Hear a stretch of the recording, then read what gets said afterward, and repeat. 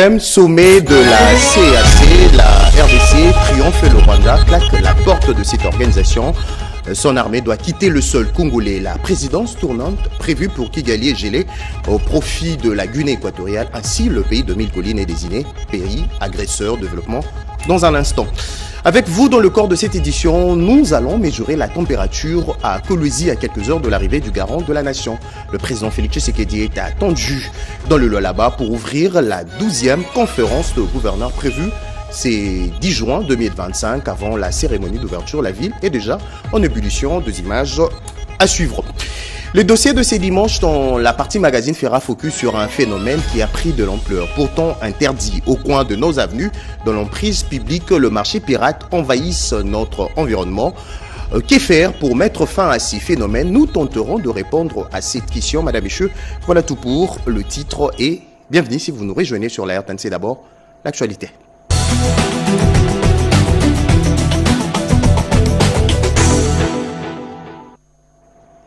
Le 7 juin 2025 a eu lieu à Malabo le 26e sommet de la CAC.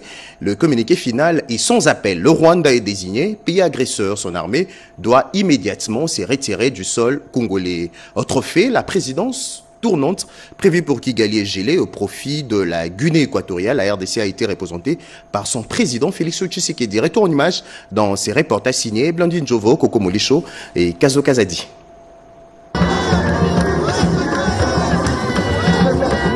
Malabo, capitale équato-guinéenne, a accueilli ce samedi 7 juin 2025 le 26e sommet ordinaire des chefs d'État et de gouvernement de la communauté économique des États de l'Afrique centrale avec une dizaine de chefs d'État qui ont fait le déplacement à la capitale équato-guinéenne. Parmi eux, Félix Antoine Tshisekedi Tshilombo, président de la République démocratique du Congo, arrivé en début de matinée à Malabo. À sa descente d'avion, le chef de l'État congolais a été accueilli par le Premier ministre équato-guinéen, suivi d'un comité restreint des officiels congolais composé du haut représentant du chef de l'État, du ministre de la coopération régionale, de la vice-ministre aux Affaires étrangères, de la conseillère principale du chef de l'État en charge de la diplomatie, ainsi que de l'ambassadrice congolaise en poste à Malabo. Malgré l'averse qui a arrosé la capitale guinéenne ce samedi matin, la communauté congolaise de Malabo était également présente à l'aéroport pour un moment de communion avec le président de la République.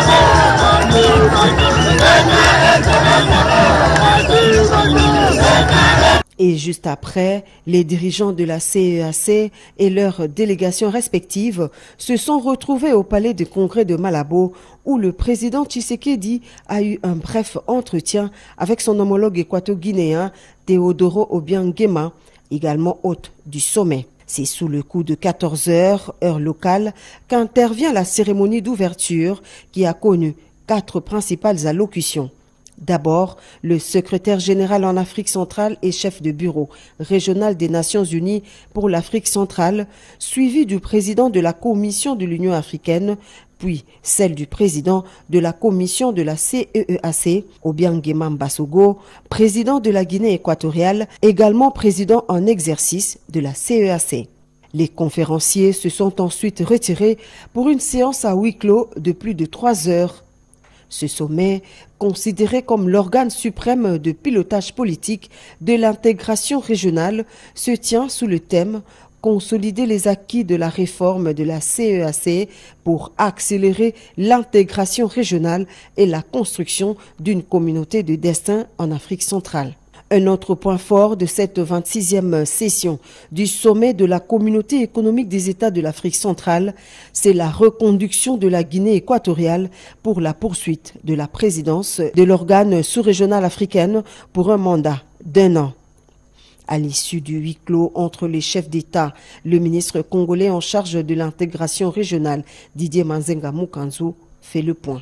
Et les travaux ont commencé depuis les 30 avec le ministère sectoriel, des experts, et ça a été sanctionné par les conseils de ministres de la CAC. À ce qui concerne la passation ou bien la présence en exercice dont le Rwanda devrait exercer, nous, la République démocratique du Congo, nous sommes opposés.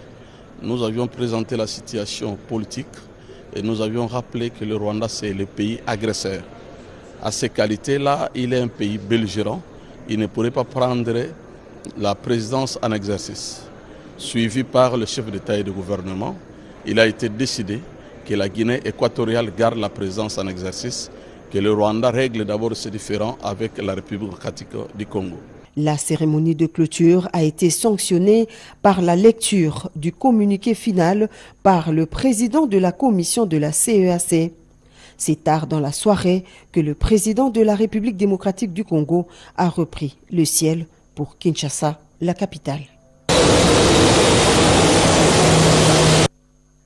En bref, la RDC prend part à la 18e session de la conférence des États partis à la Convention relative aux droits de personnes vivant avec handicap. Cette conférence s'y tient au siège des Nations Unies à New York, aux USA. La délégation congolaise est conduite par la ministre déléguée en charge de personnes vivant avec handicap.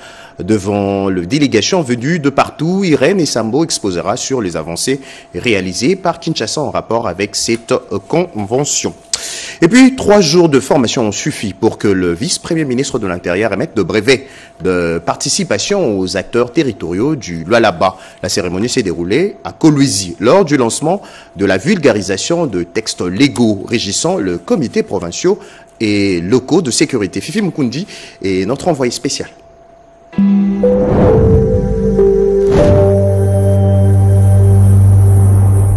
La vulgarisation des textes légaux relatifs aux comités provinciaux et locaux de sécurité a débuté ce samedi 7 juin 2025 à Kolwezi au Lualaba sous la présidence du vice-premier ministre de l'Intérieur, Jacquemin Chabani-Louko. Cette initiative vise à ancrer une approche de gouvernance sécuritaire des proximités. Parmi les participants figuraient la gouverneure du Lualaba, Fifi Masuka Saini, le président de l'Assemblée provinciale ainsi que divers responsables nationaux et locaux, dont maires, bourgmestres, administrateurs territoriaux, chefs coutumiers et tant d'autres acteurs de la territoriale. À cette occasion, la gouverneure du Lualaba a salué l'engagement du gouvernement à travers la tutelle.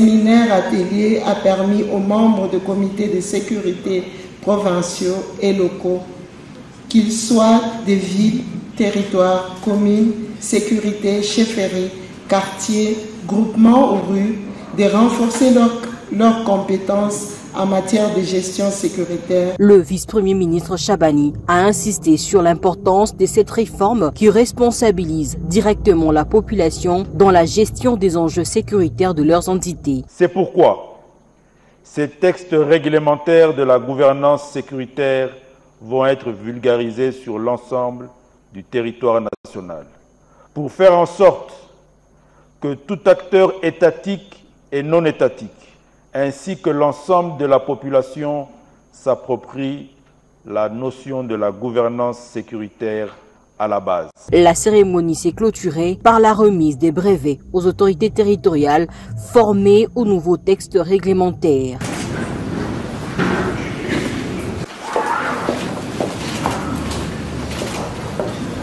La gouvernance sécuritaire locale constitue la réponse au deuxième pilier du programme gouvernemental. Attaché à son appropriation nationale, Chabani-Louko Biango Jacquemin prévoit d'étendre cette initiative aux 26 provinces. Après le Lualaba, une activité similaire sera organisée dans le Tchopo.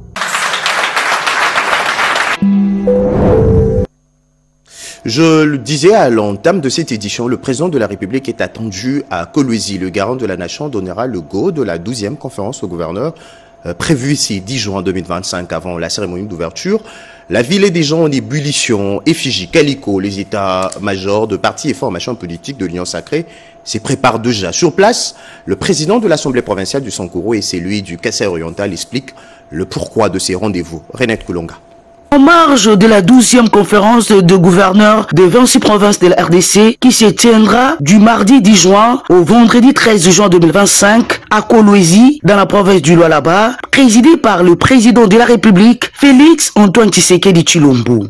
L'actuelle conférence de gouverneurs a quelques innovations. Les provinces vont travailler dans chaque espace. Il y a 6 espaces, par exemple l'espace Grand Katanga, Grand Kasaï ou Grand Oriental, et ils vont travailler en amont dans les budgets parce que la plupart des fois, lorsque les provinces font leurs recommandations, ils trouvent déjà les budgets adoptés au niveau de l'Assemblée nationale. Cette fois-ci, les recommandations vont se faire avant l'adoption du budget. Le chef de l'État insiste sur la stabilité des institutions au niveau de province. La province du Sankourou regorge plusieurs potentialités, notamment des forêts, des terres arables pour l'agriculture. Les problèmes que nous pouvons soumettre, il y en a nombreux. Nous n'avons pas les infrastructures, nous n'avons pas de routes. Nous voulons que la voix du Sankourou soit attendue pour que le gouvernement central puisse financer certains projets de développement. Ici à Lualaba, nous avons trouvé une avancée significative que Madame la gouverneure et l'Assemblée provinciale sont en train de conjuguer comme effort. Il y a une grande amélioration et toutes les provinces de la RDC pouvaient emboîter les pas. Et peut-être la 13e ou la 14e conférence va se tenir chez nous. Nous devons être conséquents. Nous avons vu ce qui est en train d'être fait ici. Je crois qu'avec le concours de tous, les politiciens qui sont à Kinshasa, natifs kassaïens, les Congolais qui sont à Kasaï oriental et ceux qui sont à l'étranger peuvent toujours mettre la main à la pâte. Et nous ayons des infrastructures au Kasaï oriental. Une conférence axée sur la stabilité de toutes ces provinces pour la bonne marche du pays.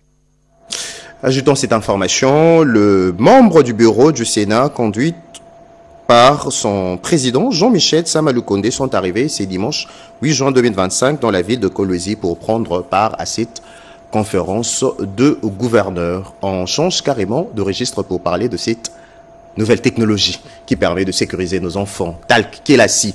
Et cette application numérique qui vous permet de tout savoir sur le trajet de vos enfants dès l'école à la maison. Une innovation en matière de transport scolaire qui vient bousculer les habitudes. Ricky Ndouzi nous donne plus de précisions sur cette technologie. Au dernier trimestre de l'année scolaire en cours, les services informatiques, marketing et de communication de l'établissement Trans Academia ont mené une campagne de vulgarisation de l'application TAC Kelasi, destinée à renforcer la sécurité et la gestion du transport scolaire à Kinshasa. Bien que la majorité des parents aient déjà téléchargé l'application, son utilisation effective restait limitée. Dès 4 heures du matin, les équipes se sont déployées sur les principales lignes de dessert, notamment Cité Verte DGC Athénée de la Gombe, Place Commerciale Gare Centrale, Lembanjili Upen, la borne Mozindo. Sur terrain, les équipes ont vérifié l'utilisation effective de l'application par des parents pour l'abonnement des élèves, tout en sensibilisant brièvement les encadreurs et les accompagnateurs sur les atouts en matière de sécurité, de simplicité et de suivi. J'utilise l'application. C'est la meilleure. Initié sous la direction du directeur général Georges Ongelo Danga et de son adjoint José Makengo, TAC Kelasi est la première plateforme numérique dédiée au transport scolaire en RDC. Elle permet aux parents de gérer les abonnements de leurs enfants à distance via smartphone. Une fois l'abonnement validé, l'encadreur scanne le code QR de l'élève pour activer l'accès au service. Plus qu'une simple application, TAC Kelasi est un service structuré reposant sur une équipe de chauffeurs expérimentés et d'encadreurs attentionnés, assurant un cadre sûr et chaleureux à bord.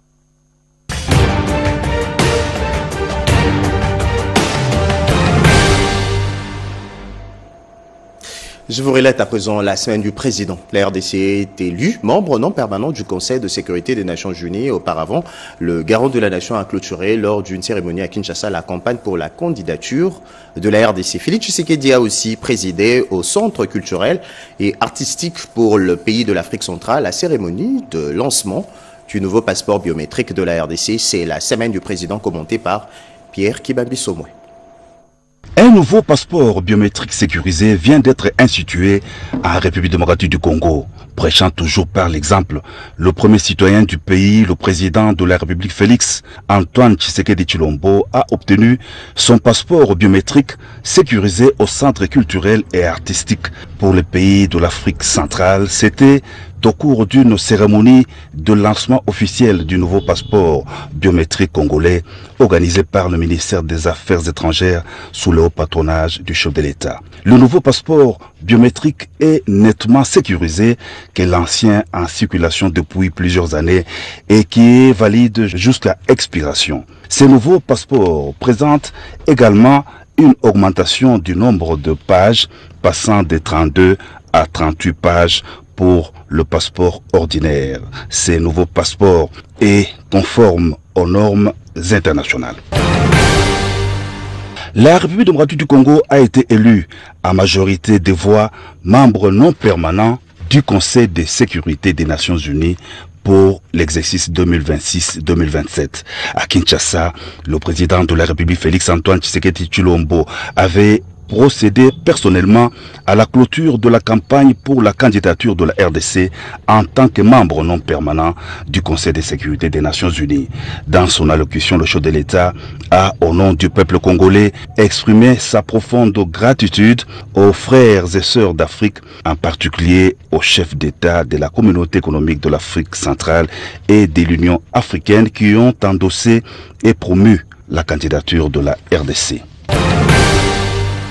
La République démocratique du Congo élue membre du Conseil de sécurité des Nations Unies, une occasion pour le président du Conseil des ministres de la République togolaise, Faure Gnassingbé, d'adresser ses félicitations au président de la République de la RDC, Félix Antoine Tshisekedi Tshilombo. Le chef de l'État a reçu à la Cité de l'Union africaine le ministre togolais des Affaires étrangères, Robert Dussey. Il était porteur du message de félicitations du président du Conseil des ministres du Togo, faisant ainsi suite à l'élection de la RDC comme membre non permanent du Conseil de sécurité des Nations Unies. Au Palais de la Nation, l'opposant Martin Fayulu Madidi a été reçu par le président de la République Félix Antoine Tshisekedi Tshilombo après avoir exprimé sa demande de rencontrer le chef de l'État. À l'issue de près de 2 heures d'échange, le leader du parti politique SID a déclaré ce qui suit au sortir de l'entrevue. Le pays est dans une passe très difficile. Nous sommes attaqués de partout. Nous avons besoin de la cohésion nationale. Je suis venu pour lui dire que nous n'avons pas 36 solutions. Nous devons créer un camp de la patrie. Fin de citation.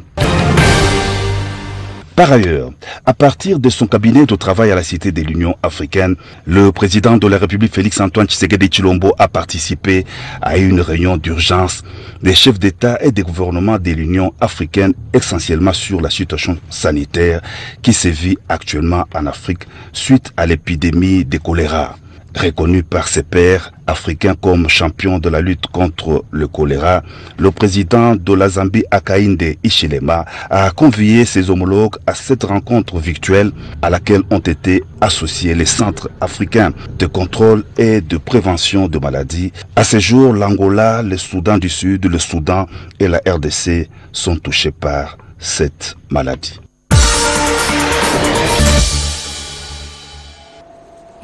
Résumons ces sujets qui ont alimenté le débat politique dans certains coins et recoins de la RDC.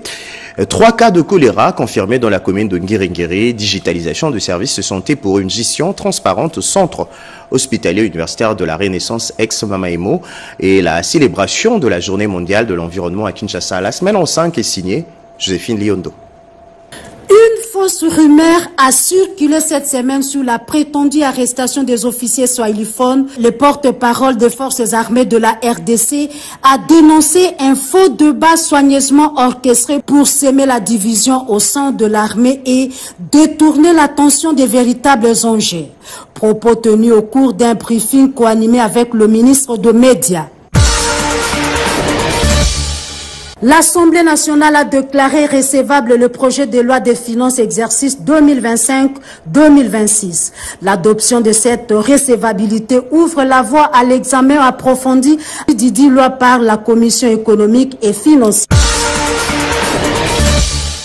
Après avoir lancé les travaux d'urgence et des curages de la capitale Kinshasa, le ministre d'État en charge des infrastructures a donné des instructions aux responsables des entreprises sous tutelle quant à l'exécution de la qualité des travaux. C'était au cours d'une séance de travail. Examen d'État édition 2024-2025, plus d'1 million d'élèves finalistes dont 42,95% des filles et 57,5% des garçons ont affronté pendant 4 jours les épreuves hors session sur toute l'étendue du territoire national. C'est le ministre d'État en charge de l'éducation qui a procédé au lancement officiel de cette 59e édition à Kinshasa. 3 cas de choléra ont été confirmés dans la commune d'Ngiringiri à Kinshasa. L'autorité de cette municipalité a lancé un appel pressant aux autorités sanitaires pour des mesures urgentes afin d'éviter la propagation de cette maladie. Vers la digitalisation des services de santé pour une gestion plus transparente, rapide et inclusive. Le paiement en matière de soins de santé au centre hospitalier universitaire de la Renaissance, ex-Mamaemo, se fera désormais via une carte bancaire fournie par Equity BCDC. Et pour terminer, la journée mondiale de l'environnement a été célébrée à Kinshasa sous le thème « Mettre fin à la pollution plastique mondiale ». Le ministre en charge de l'environnement a, par cette occasion, exhorté les Congolais à assainir leur milieu de vie afin d'éviter la pollution.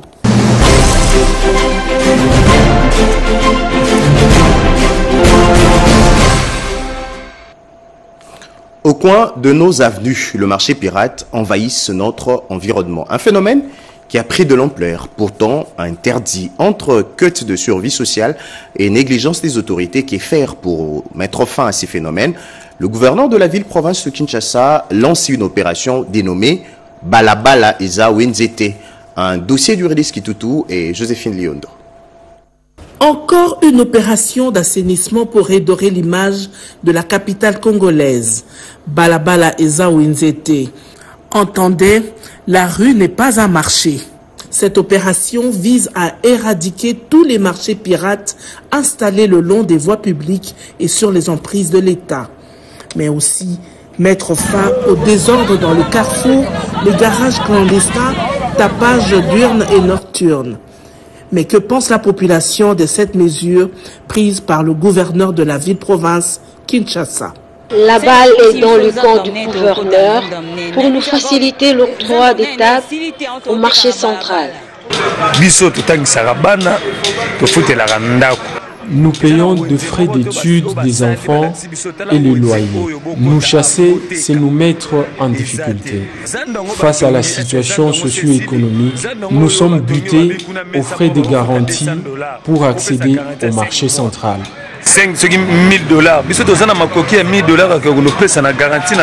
Propos au gouverneur à lobby, tout à fait, a raison. Balabala Eza Wenzete. Le gouverneur a raison. Mais nous n'avons pas le choix. Servir le peuple congolais à condition que Batika Balabala pour rejoindre le marché. Vu que le marché est athée. Le peuple abîme la Balabala d'une manière à Luka des moyens à se sauver dans le sens bon. Mais en réalité, des choses Balabala les a Wenzete. Nous attendons la fin des travaux du marché central.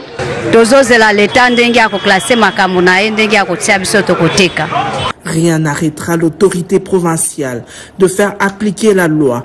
Les bourgmestres, chefs de quartier et chefs des rues ont du pain sur la planche. Les raisons avancées par les uns et les autres trouveront des solutions. La décision prise par l'autorité urbaine ne souffrira pas de la mise en application. Nous voulons rendre la ville de Kinshasa propre. C'est ça les soucis. Donc, pour rendre la ville de Kinshasa propre, il fallait lancer cette campagne-là par la part des alliés ONGT. On a constaté, il y a plus ou moins une dizaine d'années, où les gens prennent du plaisir à vendre sur la voie publique. Alors il fallait commencer par ça, pour sécuriser aussi la population qui aime bien vendre sur la voie publique. Alors il faudrait prendre du temps pour faire comprendre à la population le bien fondé de cette campagne-là de Balaba les années où ils étaient. On doit quand même commencer à sensibiliser notre population, les chefs de quartier et les chefs de rue. Ils doivent vulgariser ces messages pour qu'il y ait la paix dans nos différents endroits, dans nos coins et recoins de notre entité. Et moraliser nos populations, d'éviter de commettre des actes de vandalisme et consorts. C'est ça notre mission. Balabala et Zawenzete, une sensibilisation s'avère indispensable pour faire appliquer dans la paix sociale cette mesure du gouverneur Daniel Bumba Lubaki.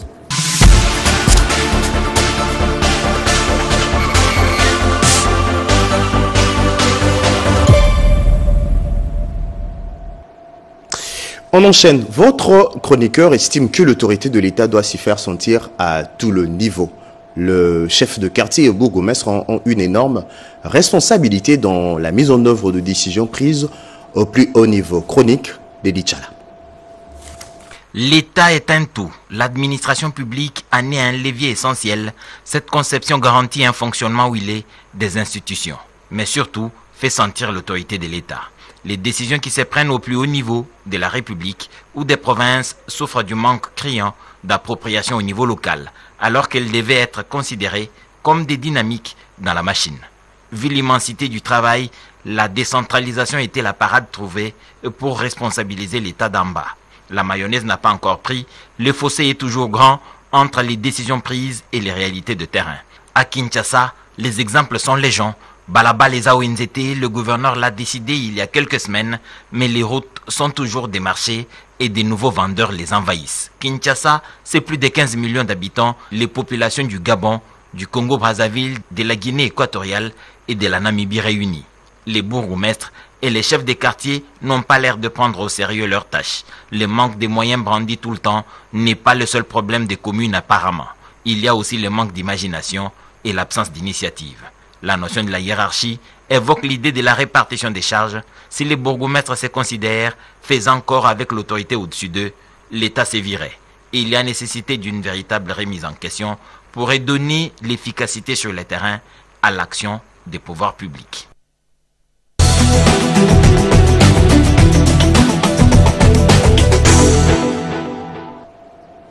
Dans l'actualité également, gestion de la biodiversité en RDC en y associant le député national. La commission environnement de l'Assemblée nationale a échangé sur plusieurs traités déjà ratifiés par la RDC dans ces domaines. Lors de la clôture de cette séance académique parlementaire, plusieurs intervenants sont revenus sur la nécessité de soutenir cette démarche. Cette première session de l'Académie parlementaire a eu pour objectif d'outiller les parlementaires sur les accords internationaux relatifs aux droits des peuples autochtones, à la biodiversité et au climat ratifiés par la RDC, ainsi qu'échanger sur les réformes législatives et les politiques en cours en République démocratique du Congo. Au menu de les échanges figurait entre autres la Convention sur la diversité biologique et ses protocoles, la Convention cadre des Nations Unies sur les changements climatiques, ainsi que les initiatives relatives aux droits et intérêts des peuples autochtones. Dans son mot de clôture, au nom du président de l'Assemblée nationale empêché, le professeur Jacques Njoli a tout d'abord circonscrit les contextes dans lesquels se tient cette première session de l'Académie parlementaire. Il a ensuite remercié les organisateurs pour la tenue de cette rencontre de l'Alliance nationale d'appui et de soutien des aires protégées. Mais bien avant cela, un accent particulier a été mis sur l'importance de la tenue de cette première session de l'Académie parlementaire. Nous avons estimé que c'est une expérience qui doit continuer et les députés et les acteurs ont manifesté leur intérêt que cette initiative soit vraiment permanente. Outre les députés nationaux et sénateurs, membres des commissions environnement, les experts du ministère de l'Environnement et autres membres des différentes structures, la société civile, les ONG et quelques partenaires du pays ont également pris part à cette première session de l'Académie parlementaire. Le parti prenant à la paye des agents publics de l'État était en atelier de validation du plan d'action 2025 avec le comité de suivi de la paye des agents et fonctionnaires de l'État. Le document sera présenté aux autorités de supervision pour validation finale. Sivi Moembo et Ibrahim Chako. Il était question de parcourir ensemble avec les différentes parties prenantes le projet du plan d'action qui a été élaboré sur base de conclusions des rapports de mission en province du CSP de décembre 2024 et sur base des axes de la feuille de route du CSP de 2024 portant les recommandations essentielles de l'atelier d'évaluation de la réforme de la bancarisation de novembre 2023. Structuré autour de 3 volets ayant également constitué le socle de la feuille de route, axe de proximité de la paye, axe des aspects administratifs et axe des aspects juridiques et techniques, ces documents de planification passés en revue par les participants comportent 30 objets opérationnels et actions préconisées.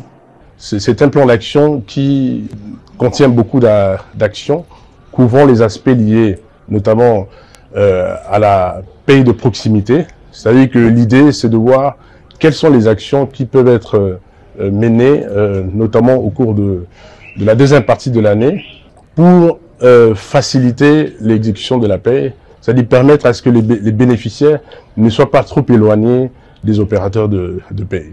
Tous ces éléments pourront concourir à l'amélioration substantielle des conditions d'exécution qu'à l'issue de cette validation technique, le document sera présenté aux autorités de supervision pour la validation finale préalable sine qua non pour sa mise en œuvre. D'un registre à un autre, l'Assemblée provinciale de Kinshasa vient d'accorder un délai d'une semaine au ministre provincial des Infrastructures et Travaux publics pour répondre aux préoccupations soulevées dans la gestion d'actualité au sujet de la démolition de constructions anarchiques dans la ville-province de Kinshasa. Les autres détails dans ces récits signés Blandine Wavingada. Au cours de cette plénière à l'Assemblée provinciale de Kinshasa, l'initiateur de la question d'actualité a souhaité que le ministre provincial des Infrastructures, Travaux publics éclaire l'opinion sur la décision du gouvernement provincial de démolir les constructions anarchiques dans la ville de Kinshasa, dont l'application devient un sujet de controverse. L'initiateur de la dite question, le député Guilain Poongu, a d'abord relevé la différence entre les constructions anarchiques érigées sur des zones interdites par les règles d'urbanisme et les constructions dites inappropriées. Pour lui, les constructions anarchiques sous-entendent l'ensemble des constructions dont les propriétaires sont dépourvus des titres de propriété valables et qui sont érigés dans une zone interdite. Il a formulé par la suite une série de questions au ministre provincial des Infrastructures et Travaux publics, notamment la cartographie précise des lieux à démolir dans la ville de Kinshasa, les mesures prises par l'hôtel de ville pour identifier d'une part les constructions dites anarchiques et qui doivent être démantelées sans aucune autre forme de procès et d'autre part les constructions érigées sur des lieux inappropriés pour lesquels les propriétaires sont munis des documents valables nécessitant une indemnisation préalable. Outre les motivations qui amènent le gouvernement provincial à démolir les édifices d'utilité publique, les cas des centres de santé. Et enfin, les mesures envisagées par le gouvernement central pour traquer les agents de l'État véreux qui délivrent de fausses autorisations et titres de propriété par les mêmes parcelles visées aujourd'hui par les démolitions. Pour sa part, le ministre des ITP a rassuré les élus provinciaux sur les intentions réelles de cette campagne de démolition. Consiste à restaurer les fondations d'une ville viable pour demain. Tout à fait autre chose. Les élections restent l'unique voie pour accéder à la magistrature suprême en RDC. C'est l'essentiel du message apporté aux militants et militants du parti agissant pour la République par son autorité morale. Les autres détails avec Eric Kabamba. La mobilisation générale est loin de finir au sein du parti agissant pour la République, porté par le dynamisme du secrétaire général, Maître Camille Richard Kalele. C'est au rythme de chants, danses et cris que cette foule du district de la Tchangou, composée en grande partie des militantes et militants, a accueilli avec beaucoup de joie le ministre d'État de l'aménagement du territoire et leur autorité de référence. Animation à la pointe, le terrain municipal de Massine a vibré de joie après les interventions des représentants des structures du parti et du secrétaire général, Maître Camille Richard Kalele. Les micros est passé entre les mains du numéro 1 de ces partis. Maître Guy Luando-Mboyo a saisi cette occasion pour faire un appel fondamental sur la Constitution. Il a conscientisé ses militantes et militants sur leurs droits et devoirs. Il a martelé sur l'unique voie pour accéder à la magistrature suprême qui demeure la voie électorale. Mokozi Namboka Congo, Kombo Naye Félix Antoine Tshisekedi Tshilombo. L'RDC n'a qu'un seul chef de l'État. Il s'appelle Félix Antoine Tshisekedi Tshilombo. Au Congo, l'unique voie pour devenir président de la République, ce sont les élections, pas d'autres moyens. Ne faisons pas recours aux armes pour accéder à la magistrature suprême. Dans un message fort, l'autorité de référence a salué les efforts politiques et diplomatiques du chef de l'État Félix Antoine Tshisekedi Tshilombo pour le retour de la paix. Il a aussi appelé les jeunes à se lancer dans l'entrepreneuriat pour contribuer à l'économie nationale. Et l'élan de mobilisation continue après les Tchangou. Le week-end prochain sera le tour du district de la Funa d'accueillir Maître Guy Luando-Mboyo.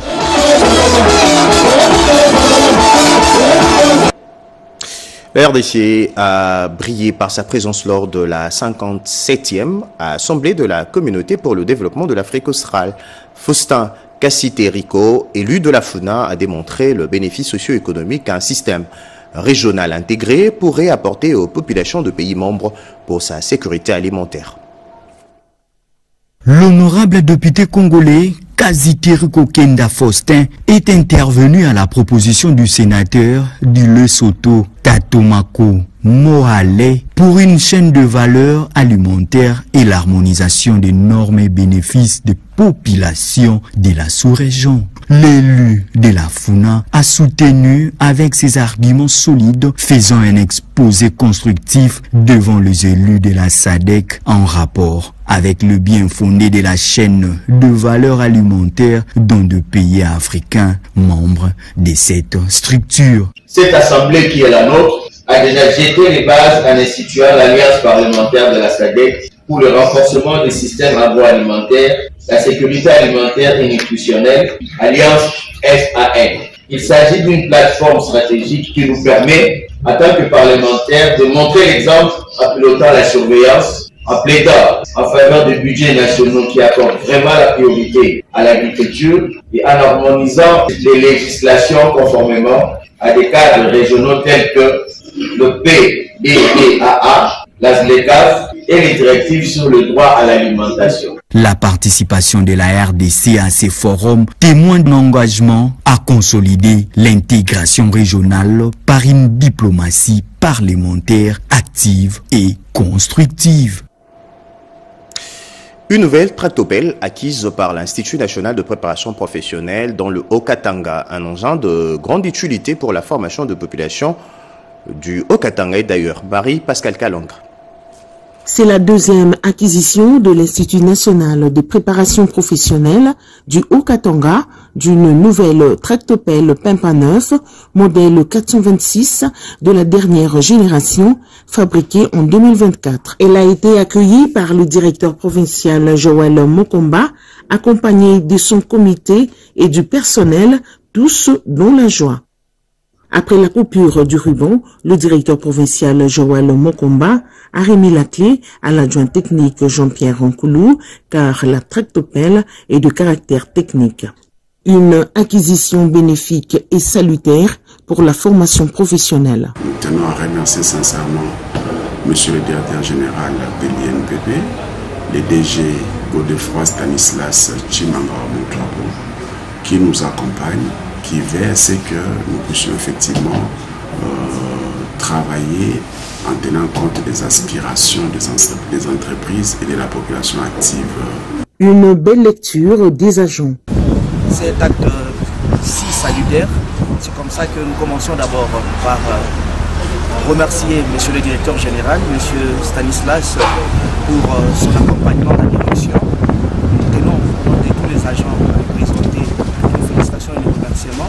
Je dis merci au directeur général de l'INPP, M. Godefroy.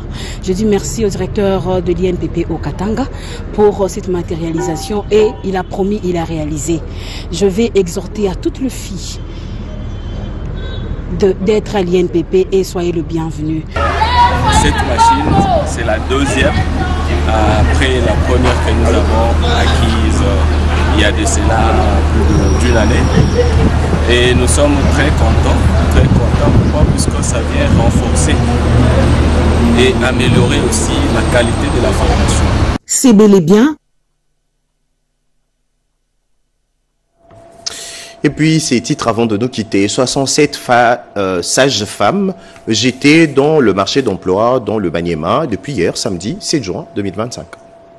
L'ISTEM Kindu vient de lancer sur le marché d'emploi 67 sages-femmes après 18 mois de formation. C'était au cours de la cérémonie de fin de formation et de remise du diplôme aux lauréats de la 3e cohorte en reconversion des infirmiers A1 en sage-femmes qui a eu lieu ce samedi 7 juin 2025 dans l'amphithéâtre Mwindo Nzangi de cette institution supérieure. La dite cérémonie a été présidée par le vice-gouverneur et gouverneur d'intérim du Maniema, Cornel Katisamba Makoubouli. Le représentant de Saint-Rue, Didier Mukendi, qui a participé à cette cérémonie, a indiqué que le partenariat de formation des sages-femmes entre ISTEM Kindu et Saint-Rue totalise 210 sages-femmes. Le professeur Cyprien Ngandou Wangandu, DG de l'ISTEM Kindu, se félicite de la formation car le taux de mortalité à la naissance des enfants et des femmes lors des accouchements diminue dans le centre de santé du Maniema. On a remarqué de manière générale que le taux de mortalité dans le pays est très élevé. 547 décès pour 100 000 naissances. Compte tenu de l'organisation, compte tenu du niveau scientifique, l'ISTEM Kindu a été sélectionné pour former les étudiants, les anciens infirmiers ou les infirmiers A1, au niveau A1, pour qu'ils soient reconvertis en sages-femmes. L'objectif ici, c'est qu'ils aillent travailler pour réduire les taux de décès. C'était votre journal magazine de ce dimanche 8 juin 2025. Eredis Kitutu était à sa coordination, réalisé par André Njeka et Yolande Voka, assisté de Didier Diawa, Alain Sodi, Olivier Mpolo et Joséphine Liondo. C'était un plaisir de vous informer à toutes et à tous. Bon dimanche de Pentecôte.